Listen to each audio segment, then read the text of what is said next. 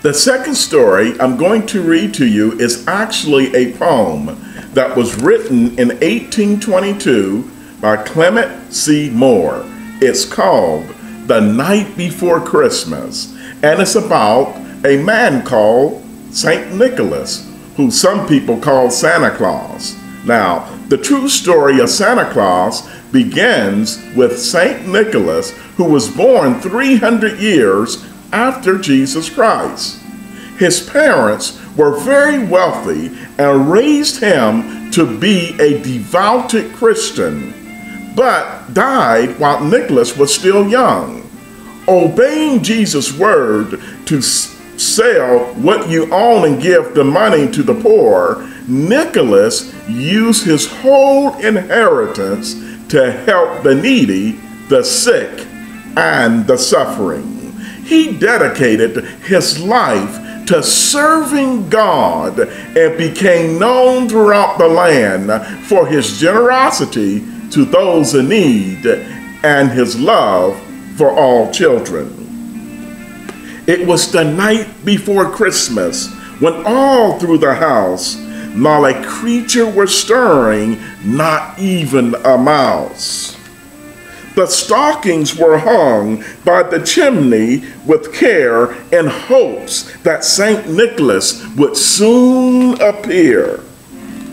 The children were nestled all snug in their beds while visions of sugar plums danced in their head.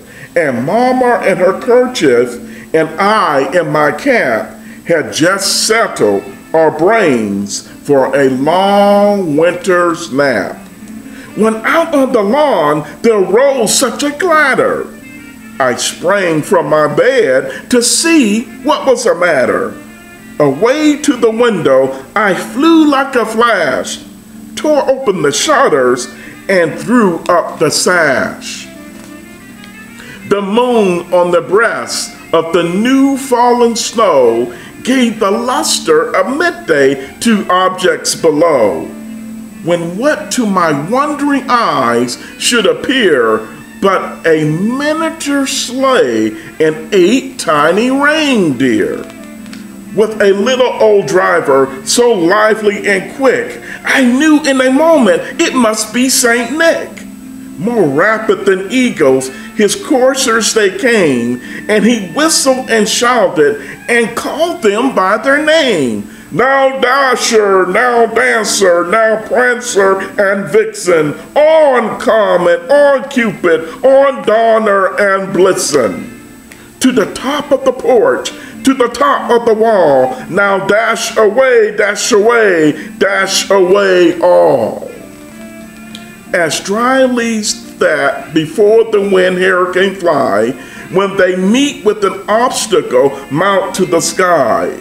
So up to the housetop the coursers they flew, with the sleigh full of toys and St. Nicholas too.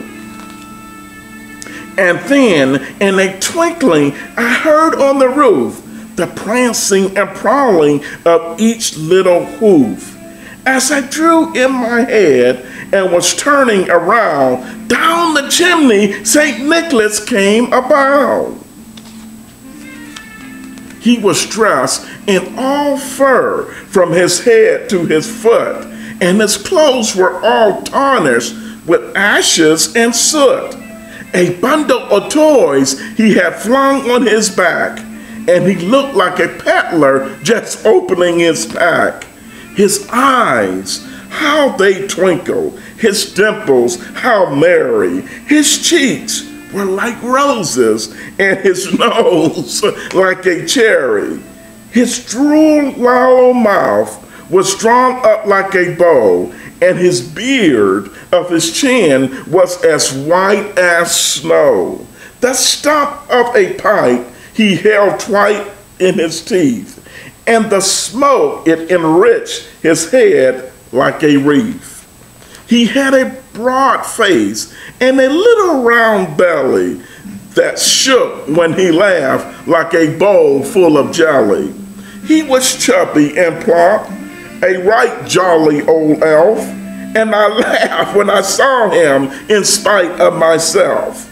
A wink of his eye and a twist of his head soon gave me to know I had nothing to dread. He spoke not a word, but went straight to his work and filled all the stockings, then turned with a jerk, and laying his finger aside of his nose and giving a nod, up the chimney he rose. He sprang to his sled, to his team gave a whistle, and away they all flew like a down of a thistle.